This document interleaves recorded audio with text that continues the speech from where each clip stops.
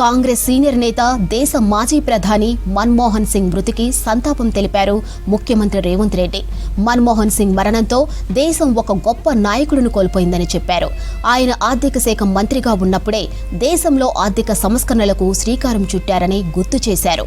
ఆర్థికవేత్తగా, అధ్యాపకుడుగా, reserve bank గవర్నర్గా, రాజ్యసభ సభ్యుడిగా, ప్రతిపక్ష నాయకుడిగా, ప్రధానమంత్రిగా దేశానికి ఎనలేని సేవలు అందించారని కొనియాడారు. యూపీఏ ప్రభుత్వానికి నాయకత్వం వహించి 10 ఏళ్ల పాటు ప్రధానమంత్రిగా మన్మోహన్ సింగ్ దేశంలో అనేక వినూత్న కార్యక్రమాలకు శ్రీకారం చుట్టారని చెప్పారు. ఇక డాక్టర్ మన్మోహన్ సింగ్ మరణం పూడ్చలేనిదన్నారు. మన్మోహన్ సింగ్ ఆత్మకు శాంతి చేకూరాలని ఆ భగవంతుని ప్రార్థిస్తూ వారి కుటుంబ సభ్యులకు ప్రగాఢ సంతాపాన్ని తెలియజేస్తున్నారని చెప్పారు సీఎం. మరోవైపు మన్మోహన్ మృతికి సంతాపంగా ఇవాళ రాష్ట్ర ప్రభుత్వం సెలవు ప్రకటించింది. ప్రభుత్వ ఆఫీసులు, విద్యా సంస్థలకు సెలవు ఇచ్చింది.